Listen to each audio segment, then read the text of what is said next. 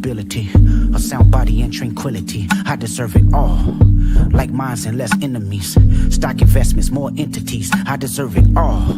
VVS's, white diamonds, GNX with the seat back reclining. I deserve it all. Put my homes on the beachfront, flying private, what you eat for lunch. I deserve it all. The respect and the accolades, lamping on the island, watching Castaway. I deserve it all. For every good that passed away, sent 2.5 million on the average day. I deserve it all. Keep my name by the world leaders, keep my crowds loud inside a beat, so I deserve it all. More money, more power, more freedom, everything heaven allowed us. I deserve it all. I deserve it all. I deserve it all.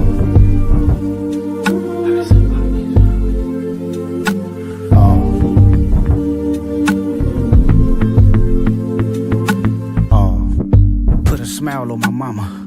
Good health and good karma, yeah, she deserves it all. A close relationship with God, whisper to me every time I close my eyes. He say you deserve it all.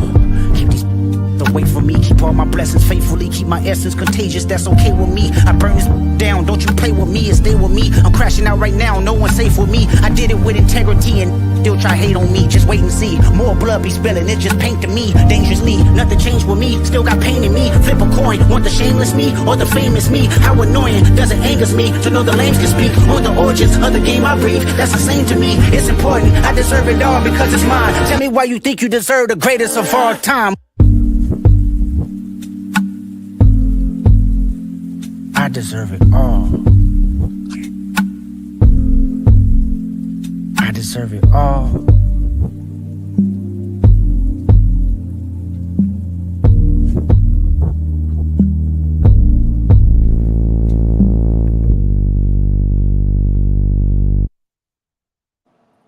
What's going on, everybody? Welcome to Bill's World.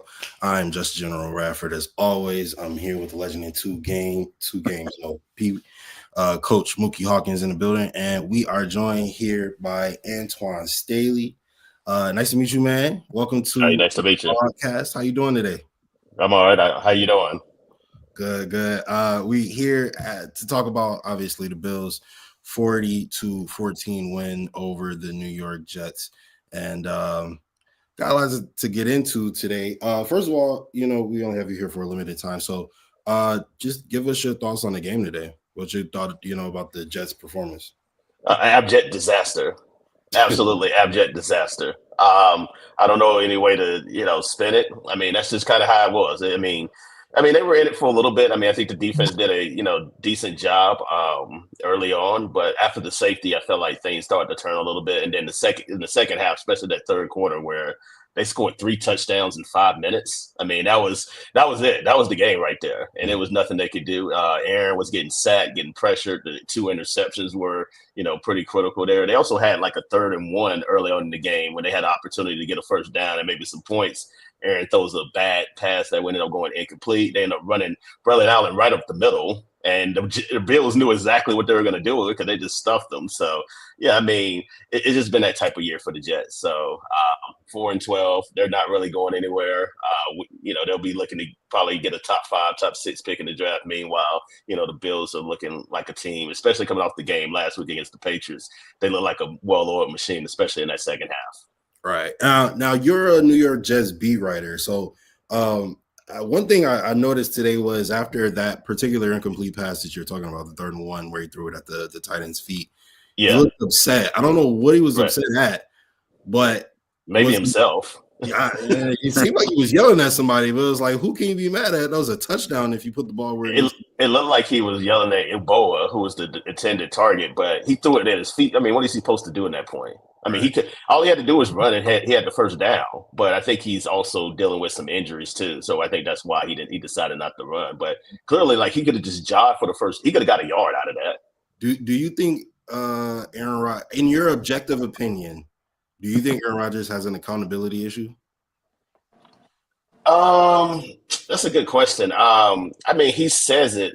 I don't know as far as the locker room, although like I've heard mixed things, but I mean, he's holding himself accountable. He said, I'm not playing well. So I definitely think that He holds himself accountable in that way, but some people have actually said that he doesn't. I mean, not necessarily to the extent they never mentioned his name. I know Quincy Williams talked about a lack of accountability early on in the season. He didn't mention names, but clearly it wasn't directed at a coach, so it had to be directed at some player, and it could have been Aaron Rodgers who was the director at. But it's a good question, but. I definitely think he's held himself accountable in press conferences. I don't know about closed doors, but definitely in press conferences, he said, "Well, I'm not playing well," or even that particular pass. I asked him about it. He said, "I probably should have done a better ball." So I think he probably looked at the screen or looked at the tablet and was like, "Yeah, I messed up." Okay. Yeah, I can imagine it probably does look different from the field. Coach, we talked about this earlier. 8 undefeated at home, 8 wins, 13 wins through 17 weeks. Mm-hmm. 120 days ago, the Bills don't have the talent. They don't have what it takes to win the division, let alone, be a contender in the conference. So what did the Bills prove today? Because, I mean, the Bills haven't had the easiest time with the Jets over even during, the AFC East divisional championship runs that they've been on. The Jets have played the Bills pretty tough. So for all intents and purposes, shut out the starters today. What did that prove to you going into the playoffs? Well, the Bills have more familiarity, more continuity, and they have a deep roster. That's what that showed to me. I mean, for years, the Bills they say the window was closed, right? Because of, all that was lost. You lost 6 captains out of 8. You know what I mean? So where the leadership is going to come from, right? So that was, the issue. You lose your number 1, your number 2 receiver. You lose 2 all-pro safeties. It was pretty much written off. But, with, the quality pieces that they have and the draft picks that they were able to, draft, made all the pieces fit. And they're a team that's been doing it for 5 years. They've been a division champ. It's not easy to be a division champ, 5 years in a row, right? Yeah. It's just not, you got to have some sort of recipe, right? So you got to give the Bills credit, because of just being there, knowing what the atmosphere is like in regarding that situation. So, that's really it, Sean. They're so even keel with it right now. It's just, okay, let's get to the real season. They know that the regular season is just a formality. The Ravens, the Chiefs, the Bills, it's just a formality to those 3 teams. We talk about the past 5 years. You could throw Cincinnati in there too. But, for the most part, it's been those guys. It's been those teams for the most part. So they've been there. They've been there, and they just right now they're just getting right down to the. They just want the real city, the money. This is the money season coming up. So, they'll play sparingly in New England because guys still got to get their incentives and all that good stuff. You get probably a quarter to do it. But other than that, it's got to figure out who they're going to play because I guess it's a race for 7 right now. Yeah, I don't even think they'll get a full quarter, if I'm being honest, but we'll see what happens. Antoine, looking at from the beginning of the season juxtaposed to now, right? From both your perspective of the Bills and the Jets, what was your thought process for what the expectations were for the Jets and, what the Bills were going to do versus now? Well, my perspective was different than a lot of people. I picked Buffalo to win the division still because I feel like they had the best coach, they had the best quarterback in the division by far.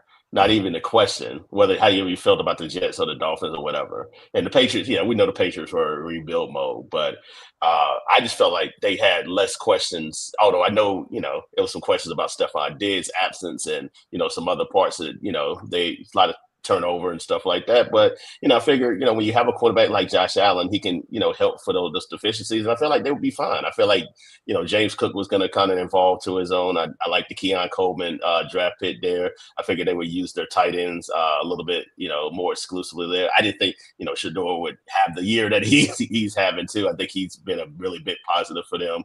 So I picked the Jets to finish in 3rd place. Like I had them finishing it with 9 wins. I had the Dolphins at 2nd, and I had the Bills Barely won in the division, but had them winning like 11 games. But they far exceeded my expectations there.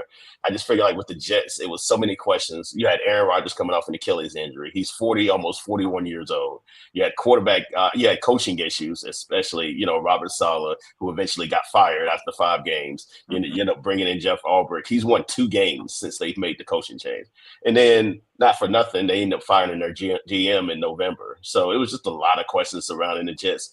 You can talk about the talent and stuff like that, and this goes to show you. And this has happened before, where you talk about the 2011 Dream Team with the Eagles and other teams around the league, the 2000 Commanders, Washington team.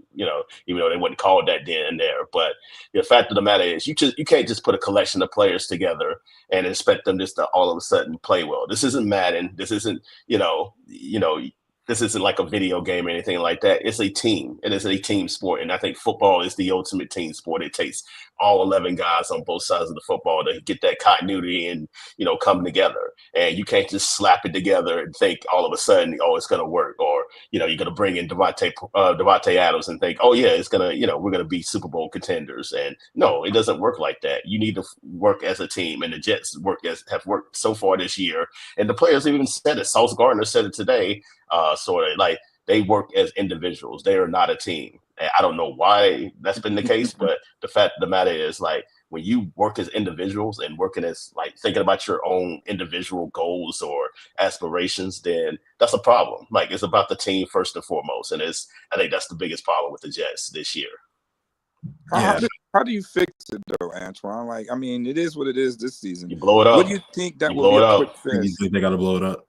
No, it ain't no quick fix. You blow it up. You got to blow it up. Although I will say there's teams like Commanders who are on Sunday Night Football right now, gives you a little bit of hope. If you find a quarterback and a, adequate coach, that you can turn it around pretty quickly.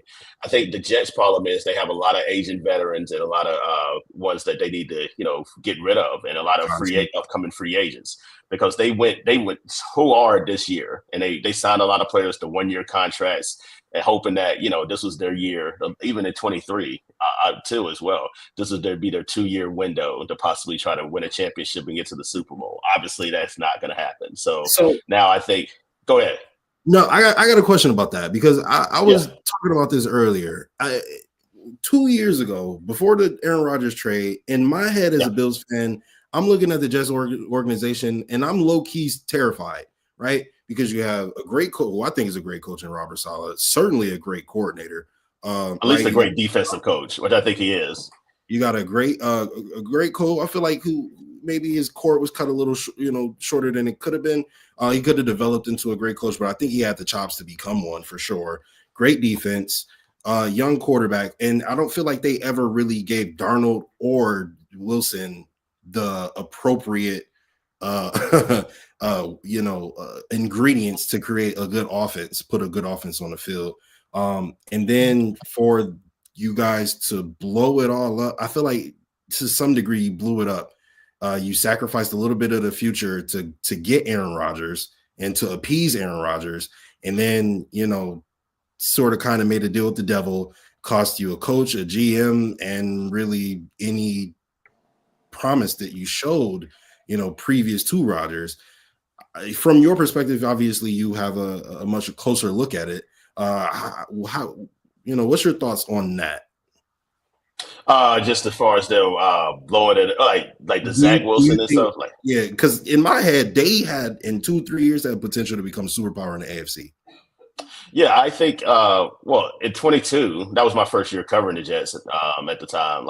They had no expectations whatsoever. They were started out 7-4 that year, and then they ended up losing 6 straight to end the year 7-10. So you're thinking, okay, they were terrible offensively, but defensively, they had one of the best defenses in football. I mean, they even gave Josh Allen fits both games that year. They ended up beating them one time. So in that sense, it was kind of like, okay, this team is close, to reaching the next step. In terms of Zach Wilson, I think I think they did a disservice by starting him so early, especially considering he was so raw coming out of college, and they didn't have a lot around him. So I definitely think, they did him a disservice there. I also think that, they gave him some time to try to develop, and it just never happened. I don't think it just wasn't going to happen, with the Jets there. Personally, I didn't think he should have been taken number 2 overall, but that's a whole other conversation. The fact of the matter is, too, I think, I think they had the ingredients to try to get to that point, too, especially with the top 5 defense the last couple years, and then once they fired Saleh, it slipped. The defense slipped completely. Yeah. I mean, still rankings. I think they're in the top. They're like 5 or 6 or whatever the case. They're in the top 10 still, but a lot of that is very window dressing, as you saw against the Bills. Like they don't nearly rush the passer as much as they used to. They used to get after it. I mean, now they're missing tackles. They're very undisciplined. They end up having 15, 16 penalties today. I mean, that is just unheard of for a team. That's why bad teams stay bad, because they're undisciplined. They're just not good football teams. But I mean, I think they gave up on Robert Saleh a little bit too soon this year, to be quite honest with you. I don't know if it would have resulted in them making the playoffs. I think they still probably would be like a 7 or 8 win team, but you can't just give up. Like in the NFL, like going with an interim coach hardly ever works. This is not like the NBA or any other sport or Major League Baseball or whatever. You got 17 games to try to get this right, and then you're already in the midst of a season, and now you're asking a guy like Jeff Albrecht, who's the interim coach, to be a defensive coordinator, which he actually admitted today that he's having trouble doing that because he was asked a question about how Aaron Rodgers played, and he basically said, I wasn't paying attention. I was focused on the defense. And I'm just like, huh? Seriously? Like, you are the CEO of an organization. How could that be your answer? Yeah. Yeah. So that tells you all you need to know about the 2024 Jets. Wow. Aaron Rodgers is calling the offense over there. I mean, that can't be your answer. Even if that was the case, that can't be your answer. It seems like he's running the show over there. Like, it seems like every major decision somehow benefits Rodgers in some way. Well, they did. They went all in they did all in to go appease him, go get Alan Lazard, obviously Garrett Wilson there, a lot of his, Hassan Reddick, who's been Hassan Reddick's been one of the worst trades ever in NFL history. Yeah. Like, I'm willing to say that right now. The man he held out, and then when he came in, like, you know how many tackles Hassan Reddick has right now and how many sacks? Just take a guess. 2-3 sacks. Half a sack. Half a sack. And how many tackles do you think he has? I'm probably going to blow your mind when I tell you this. I'd say 10. You're close, actually. He has 11 tackles. 11 tackles and half a sack. Oh, man. That's embarrassing. Yeah, that's it. You mentioned Garrett Wilson. Yeah. So there's a rumor that came out. I think it was Adam Schefter that said it, or it was either him or Ian Rappaport. But there's Rappaport reported it today. We've been talking about this too, but I know where you're going with this. But go ahead. Yeah. Sorry, I interrupted you. No, you good. Talk about it. Garrett Wilson said, or allegedly, Garrett Wilson said he will request a trade if Aaron Rodgers doesn't return next season. I mean, is like, you've been in the locker room, you talk to the guys. Do you feel that type of energy? And what does the team think about that? Well, let me say this: like, he has not requested any kind of trade or anything like that to this point, too. And it's a chance that he may not do so. He might want to wait to see what the new regime is going to look like before deciding to plan accordingly. However, he's not happy. Garrett has not been happy, even dating back to last year with the Zach Wilson experience. His rookie year, he's dealt with a lot of bad quarterback play, which he's kind of still dealing with that today. Like, it's just you're playing with Aaron Rodgers, and he's been very uneven all year long. Mm-hmm. And then, not to mention, he's not getting the touches. Like, how receivers are. Like, a lot of receivers can be divas. Like, let's just be completely honest. And when you're 4-12, he feels like he's not contributing to the team as much as he would like to be. And he feels like things could be different. And I agree with him to an extent, because there's been a lot of plays out there on the field where Aaron Rodgers is just locking in on Devontae Adams. Like, just throwing play. Like, he won't even look Garrett's way at times. Now, Garrett did lead the team in receiving today. I think he had 7 catches for 66 yards, something to that effect. But it's been a lot of times where, like last week's game against the Rams, he only had like 2 or 3 targets, like through 55 minutes of the game.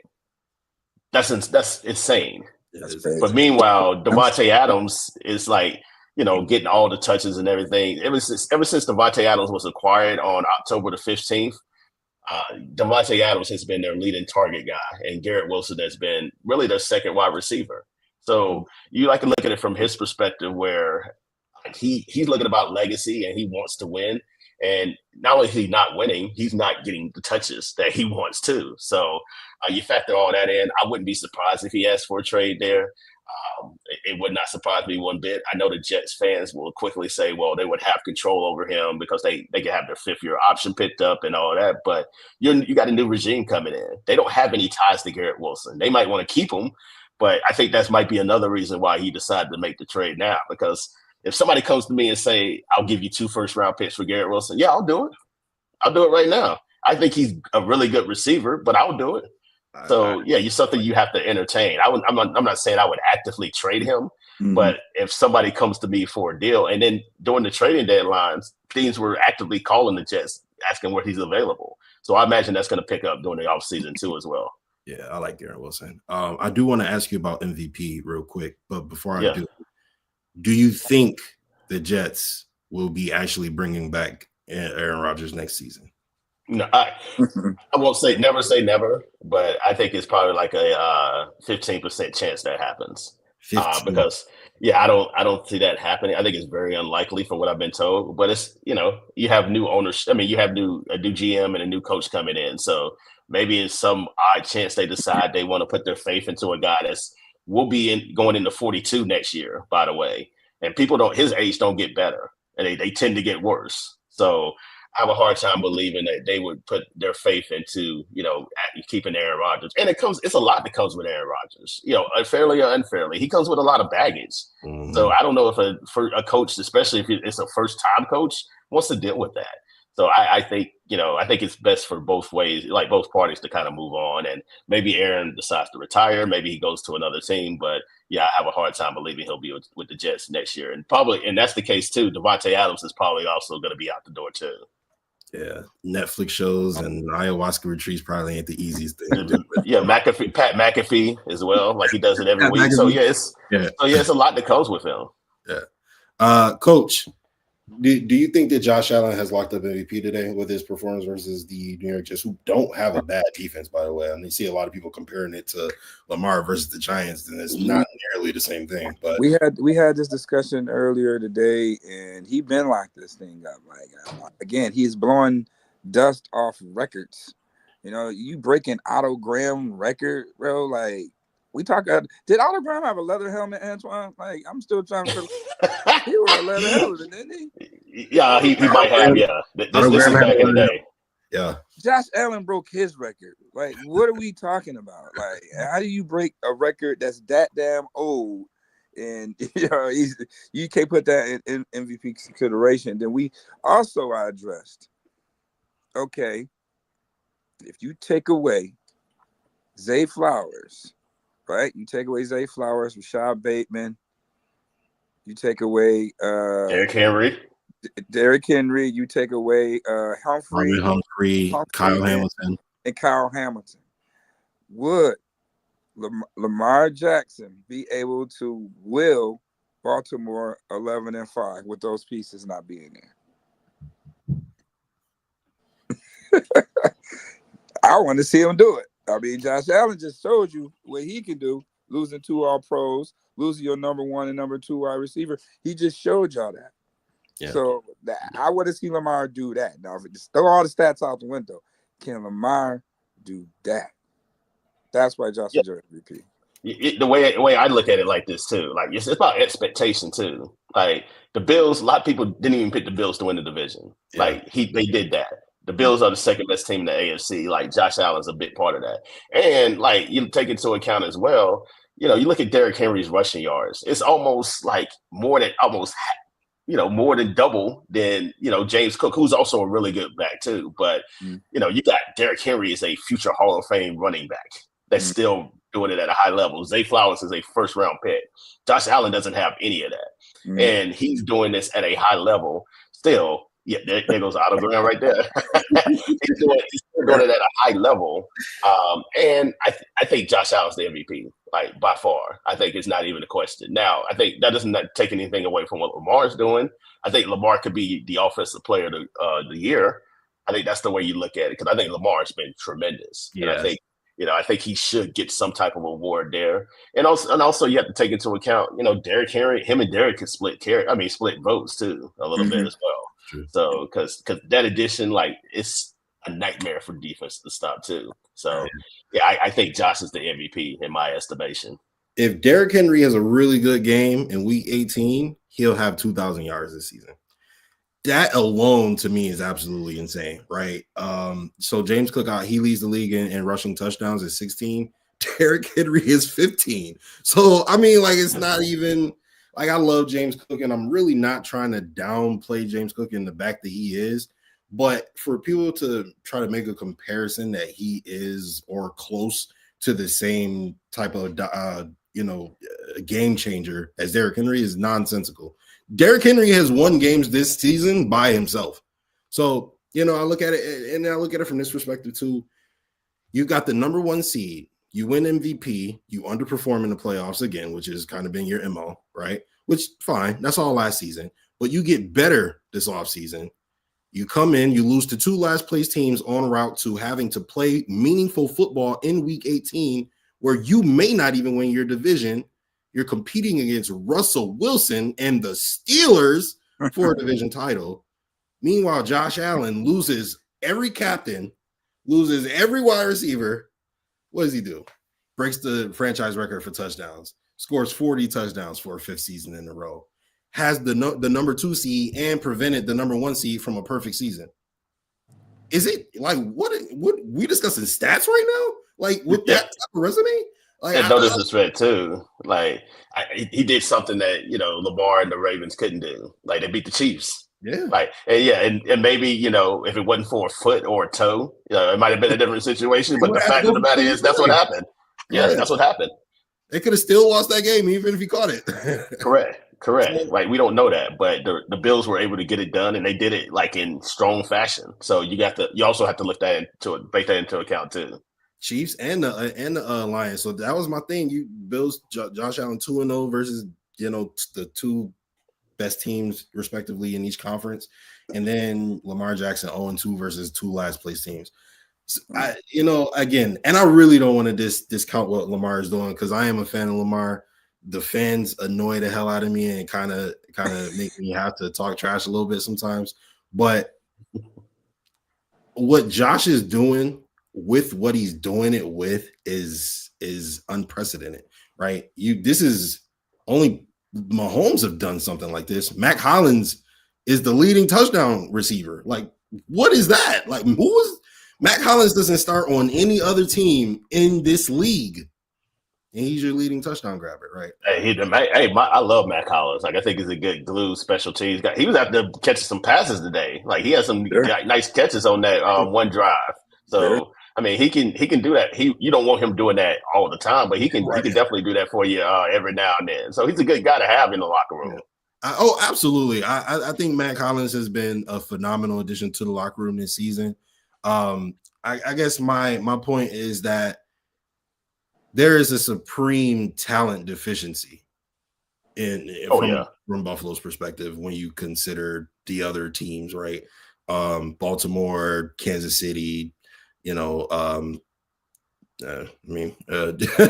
I guess you could say. But those are the only ones I take serious in the AFC. Houston kind of ruined it. CJ just isn't the same as he was before. And they're dealing with a lot of injuries too, so that also takes into account as well. I mean, losing Diggs and then, also, Tank Dell, and they hadn't been the same at all. I mean, the Jets beat them, so that tells you a little bit about them. Yeah. And the whole Burrow MVP thing, to me, that doesn't make sense. He's been on fire though. He's been bad. He's been great, but he has been great. My whole thing is he has 2 top 15 receivers. One is arguably the best in the league. Oh, he is. Like right now, I think he is the best in the league. He's breaking records from the wide receiver position. So I get it, James.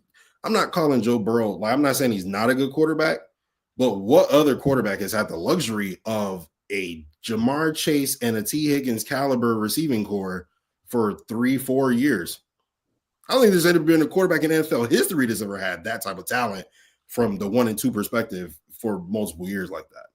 And also, they have to throw the ball a lot because they don't have any kind of running game because they ended up letting, Joe Mixon go to Houston. So, like, they're throwing the ball a lot. Although it's working, but they're still, like, having to throw the ball a lot. So, of course, you're going to accumulate more yardage that way and touchdowns. But he's having a tremendous year. But, yeah, I don't think you can give the MVP to a guy that just barely slipped into the playoffs. Unless like they don't have a lot of talent, which they clearly do offensively. Right, exactly. Quick question, fellas. Who makes this 7th seed? Is it the Broncos, the Dolphins, or the Bengals? Who's making 7? So the Broncos, if the Broncos win out, it's theirs. Mm-hmm. If the Dolphins win and the Broncos lose, it's the Dolphins. If the Bengals win, the Dolphins and the Broncos lose, the Bengals are in. Yeah. And then if they all 3 lose, then the Broncos are in it. Yes. Yep. The Broncos win and they in. If Broncos lose and Miami win, they in. And then, both of them 2 will. Broncos play the Chiefs in week 17. Which they have nothing to play for at that point either, by the way. Right. Yeah, they're going to pack it in. The Bengals play the Steelers, which I don't feel confident that they can win that game. Yeah, they have still something to play for as far as seeding, and they can still possibly win the division. Although I don't know if they will. Exactly. And then the Dolphins play the Jets, who I'm not going to lie to you, I think the Jets would actually beat the Dolphins. Hold on. Like, you say they confidently? Like, you say they way too confidently. I don't have any faith in the Dolphins right now. Did you see the game today? It depends on his Tua's plan for sure. Yeah, I'm about to say, did you see the game today? Like, because it's like, I mean, it's always a chance to get the Jets. But see, that's it's different though, because like 5 minutes left in the third quarter, it was 12-zip. So like it was a very much still a chance for the Jets to have some type of game to make it a game. The Bills just started making plays consecutively, and it eventually put the game out of reach. I do think that, the Dolphins, and not only that, but the Jets shot themselves in the foot a lot that took points off the board. They do that every week. They do that every week, man. On the Dolphins defense, and I also think that the defense is good enough to slow down the Dolphins offense. I will say this: the last time they played each other, which was earlier this month, I mean, it was a really good game that went to overtime, and Miami won. So if Tua plays, then I tend to lean towards the Dolphins, although you know how they do in bad weather. So we'll have to see what the weather forecast is for that, because Tua doesn't necessarily play the best in bad weather. Neither does the Dolphins. I won't totally discount the Jets, but I don't know what this team's mindset. Like, they just got completely their doors blown off. Like, so what is this team mindset going to be heading into week 18 in a game where you ain't got nothing to play for, and then the team you're playing on the opposite side has everything to play for potentially. So I don't know. Like, I think the Jets could win. Yeah, it would surprise me, but again, like the mental psyche with this team, I don't know. I don't know. Is it a possibility that Tyrod Taylor may play?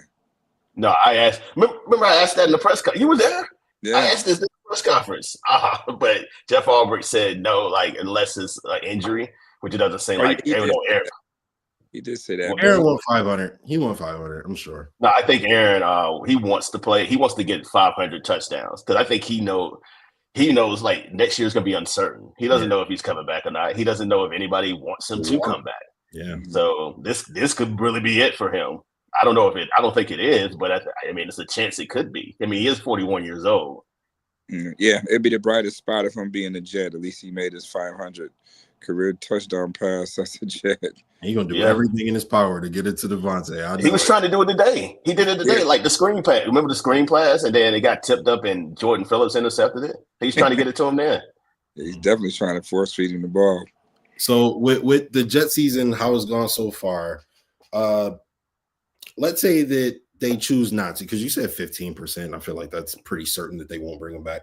What is the draft? What is the draft plan? The big draft need, basically, going into the offseason. Everything, but everything. That's not true. I just thought I'd give a little comic humor there. But I mean, right now I think they'd be picking 6 in the draft, and then I think it's a weak quarterback draft because you got Cam Ward, who I do really like from Miami, but I imagine he's Tennessee or the Giants are going to take him. I mean, you got Shedeur Sanders, so I think both of those guys are off the board by the time the Jets pick. So in that case, I think you take the best available player and then try to worry about the quarterback situation later on. I think what they might do and what I've suggested they do, keep Tyrod's under contract next year. Keep him, but also add in another guy in addition to him because Tyrod has trouble staying healthy, especially playing a 17-game season. Have somebody else. They drafted Jordan Travis last year. Obviously put him in the mix too as well. Let those guys battle it out in training camp. Meanwhile, the Jets have a really bad cap situation next year because they got a lot of void contracts from the old regime. Clean that up, and then 26, then you can kind of compete a little bit there. And then I know Jet fans don't want to hear about rebuilding and that, next year doing that, but you're 4-12 right now. Like it can't really get much worse than this. So just go ahead and tune up your cap situation there and just kind of do what the Patriots did, although they ended up taking Drake May. But, next year in 26, you can have a really good salary cap situation in that instance there. And I think, you look at New England, they're going to have a whole $131 million to spend next year and during the offseason. So if you're the Jets, then you try to model your cap situation and try to, do what you can that way. Yeah. Yeah. All right. What happened? That's a lot of money. Yeah, the Patriots. I'm telling you, the Patriots. I think eventually they're going to be the second best team in the division. Just give them another year or two. Give them some weapons there. They could take Travis Hunter, number 1 overall, because they're in the in the driver's seat for that now. Right. Now, I think eventually, they are going to. They're going to be the number 2 team. They're going to be the challenger to the Bills, I believe. Now, do they change the coach? New England? Mm-hmm. I think that could go either way, for what I understand. But it seems like they might bring Mayo one more year. I mean, this is his first year on the job. I mean, of course, he's going to have some bumps in the road. I mean, no, the Patriots wasn't supposed to do anything anyway this year. Yeah. I mean, they're exactly where they're supposed to be. And, it's not like it's the Jets where they had high expectations. Now, next year, then I think you need to get to about 7 wins. In order to see some progression, especially with Drake May. I think he showed you some really good progression there. So if you can get to 7 wins, then you just want to see the arrow continue to keep pointing up. Yeah, I agree. I think Drake May's potential going forward alone is hopeful enough for the Jets fans to feel Patriots fans to feel like we got something, So going forward into the playoffs, who do you think has the best shot to come out of the AFC? Who, me? Yeah, I know. I'm rolling Buffalo. I'm going really. Bills. Yeah, I'm going to Bills. Okay. I think the Bills. I think it's gonna be Bills and Vikings in the Super Bowl. I would love that. Yeah, I think that's where we're headed. Or it could be the Lions, but I think they have a lot of injuries right now. But I think Minnesota wins that game in week 18, and then they clinch the division, get a bye. And I think they go on to the Super Bowl. I think that's what we're going to see in New Orleans. But I like Buffalo. I think this year, I feel confident they have the tools to go into Kansas City and get the job done if need be. We'll have to see it if it happens. But I thought they played the Chiefs really well last year. I just think that they wasn't able to seal the deal. And obviously Stephon Diggs drop, and then Tyler Bass, and the field goal. I don't need to play revisible history for y'all, but. What happened. I think, but they did some things to shoot themselves in the foot. It wasn't like Josh Allen, played poorly in that game. I thought he played really well. Mm-hmm. So I definitely think I think he would play the Chiefs really well again, and I think it'd be good enough to, get them to the Super Bowl potentially. So yeah, I'm looking forward to probably seeing another Chiefs, Bills AFC championship. But that's what you want. I mean, you want to go on the road and, get that victory against. That's a notch on your belt to go in the Arrowhead and to beat Patrick Mahomes. How many people can say that? Tom Brady, Joe Burrow. That's the only 2 people that can say that. Right. Literally, and I looked at it. Obviously, I feel like Josh Allen's the best player on the planet. But obviously, there's fans of other teams that feel differently and etc. when you see Pat versus Burrow, oh, this is going to be a great game. This is going to be a fantastic game. Two great quarterbacks going at it. When you see Pat versus Lamar, Pat usually washes Lamar, so it's not as entertaining. But when it's Josh versus Pat, it's transcendent. It's something different. You know, these are the most viewed games in NFL history. You know, games of the century. These are the games that you get when you get Josh versus Pat. And you know, when you don't have Diggs selling on the roster this year, I think that will be good. You know, going into KC. Well, the Bills are not scared to go to Kansas City, and that's the thing. Right. You know, we was talking about that today in the locker room. Like Ed Oliver said, it's like, man, there's no bad teams. He's like, hey, we had home field advantage and we lost. You know, Kansas City, you know, had to go through everybody last year to win it. So it ain't, Correct. you know, it's all about putting your best 4 games together at the right time and making sure you got the best 11 on the field at all times. And, you know, other than that, it's just football. No matter what stadium or arena that you at. Again, when you a team like the Bills, the Chiefs, and the Ravens who's been there every year, week 18, week 17 ain't nothing new to these guys. You know what I mean? But when postseason is here, it's a whole new season. So it don't matter where you got to play because, I mean, how many times they understood where they had to go? They played Kansas City and Kansas City didn't win. Could have won a few times, but didn't win. So it's not like that. It's nothing that makes this team nervous about going on the road and winning. Yeah.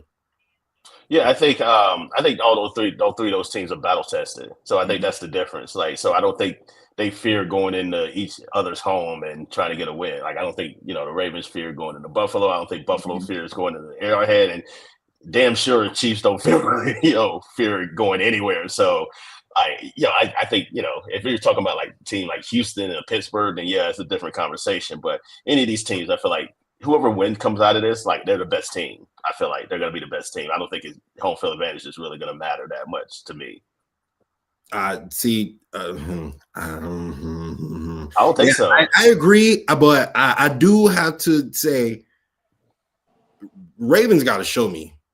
That's all. Yes, they got to show me. They have not earned that for me personally. Phenomenal team, great rushing team. Lamar's passing off the charts this season, but you got to do it in the postseason, and he never has so far. So he's gonna have to show me, you know, first before I give him that nod. But I do agree. You know, as far as, you know, battle tested and being able to go in anybody's house, I feel like, you know, with Pat and Josh particularly, they've shown that they can do that. I know that Pitt has a solid running game and a good defense, which both travel in cold weather and on the road and in the playoffs. So obviously you got that to work with. I don't know about Russell Wilson completely folding under pressure. I don't know how that's going to go, but you know, between Pitt and Houston these last 2 weeks, just absolutely folding under pressure. Play each other. They're gonna check each other out. They 4 and 5, so they're gonna play each other. Which is a waste, honestly, because it's an easy dub for whoever was going to play them. But yeah, you guys ain't got any final thoughts before we get up out of here? Nah, I got nothing. I just appreciate y'all having me on, even though it's late at night. But yeah, I appreciate it, man. People can find me on social media platforms just at Antoine Staley. So yeah, like I say, thank y'all for having me on. Yeah, absolutely. Appreciate you, my guys. Safe travels back to the crib. All right, man. Y'all take it easy. All right, man. Jets beat reporter Antoine Staley for Coach Mookie Hawkins. I'm Justin General Rafford. We'll see you guys later this week, probably. We're going to preview the Bills before they take on the New England Patriots, man. You know, now you know they're gonna beat New England by more than, you know, with the 2s and the 3s. Trubisky 250. It ain't gonna be. What was the final? 24-21. Yeah, it ain't gonna be 24-21. Trubisky putting up a 40 burger with the seconds. Yeah, you can put one on, man. Defense gonna be flying around. Yeah, the TD pass today. Terrell Shavers, my man, got his first TD catch of his career. We may see Lewis Seen a little bit, you know. I want to see what he can do. I'm hearing he's going to probably play a linebacker role. Okay. It's going to be the hybrid. It's McDermott's new experiment. So we're going to see what Lewis Cine hopefully can do. He was inactive today, but maybe that's leaning towards him playing this week. And then hopefully we get a chance to see Micah Hyde at some point. Oh, true. Micah Hyde, Kyer Elam. You'll probably see some more Cole Bishop, obviously. Oh yeah, you're definitely gonna see the young guys out there. You're gonna see the young guys out there for sure. But you know who I'm excited to see next week? I'm excited to see like our depth offensive line pieces, right? Anderson, maybe Grable suit up. You got Garage, Van Buren, like all those guys who show promise, and because we have one of the best offensive lines in the league this year. I mean, that's just the truth of the matter. They're protecting Josh well. They blocking for Cook and Johnson and Davis up front well. Do Mike F and White suit up? You might say Josh might not play. Everybody else gonna play. Oh, Mike White. That's true. That's true. Mike White might suit up. They might sit Josh. Well, I don't think they're going to sit Josh only because he has the Iron Man. He has the current active longest streak of starts in the NFL. Yeah. So it's like he's gonna want a series or something. Series gonna sit it down. Hand the ball off. Gonna sit it down. Yep. He didn't got all the records he can possibly get. So, James Cook need over 1,000, so he'll get that in the first quarter. Get his rushing touchdown. Yeah, then it's a few sacking centers I think that's out there. So we'll see how that's going to materialize on the defensive side. But, if I'm a gambling man, McDermott's going to rest those guys. They're probably still going to damn centers anyway. Yeah. But, you worry about, a bye week in the playoffs, but at least they played well enough to where they can rest their starters and, get a week of rest before they have to start the postseason journey. So, that's a privilege that had been earned. Yeah, I asked Von Miller in the locker room about that. He was like, week off, too. When? I didn't know that. Told us. So, yeah, we'll find out more come tomorrow when we talk with the coaches. All right, sounds good. Stay tuned, everybody. Make sure y'all go follow Muki, WUFO Sports, on Twitter. He'll keep you up to date with all the latest news in the Bills. And me, JA17 MVP, I'm just going to talk ish. I'm not going to lie to you. All right? Probably going to catch me arguing with some Ravens and Bengals and Chiefs fans because they won't stay out my mentions because I keep talking about how Josh Allen's the best player in the world. It's just a fact, man. You got eyes. You see it. JA17 MVP. Yeah, that's done. It's over. That's done. Take the key and punt it. All right, y'all. Everybody. Have a good night. Go Bills.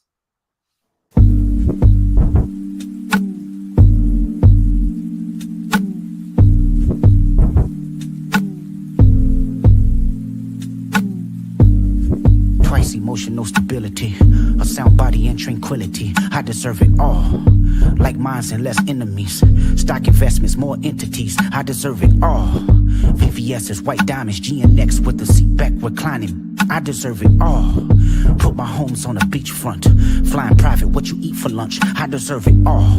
The respect and the accolades. Lamping on the island, watching Castaway. I deserve it all.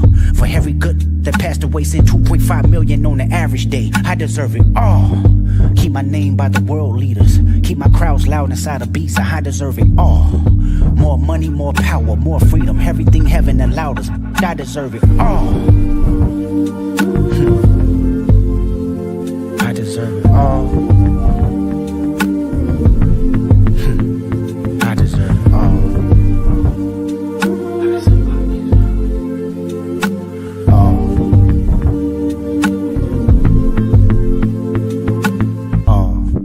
Put a smile on my mama. Good health and good karma, yeah, she deserves it all. A close relationship with God, whisper to me every time I close my eyes. He said, you deserve it all. Keep these wait for me. Keep all my blessings faithfully, keep my essence contagious, that's okay with me. I burn this down, don't you play with me and stay with me. I'm crashing out right now, no one's safe with me. I did it with integrity and still try hate on me. Just wait and see, more blood be spilling, it's just paint to me. Dangerously, nothing changed with me, still got pain in me. Flip a coin, want the shameless me or the famous me? How annoying does it angers me to know the lames can speak on the origins of the game I breathe? That's the same to me, it's important, I deserve it all because it's mine. Tell me why you think you deserve the greatest of all time. I deserve it all. I deserve it all.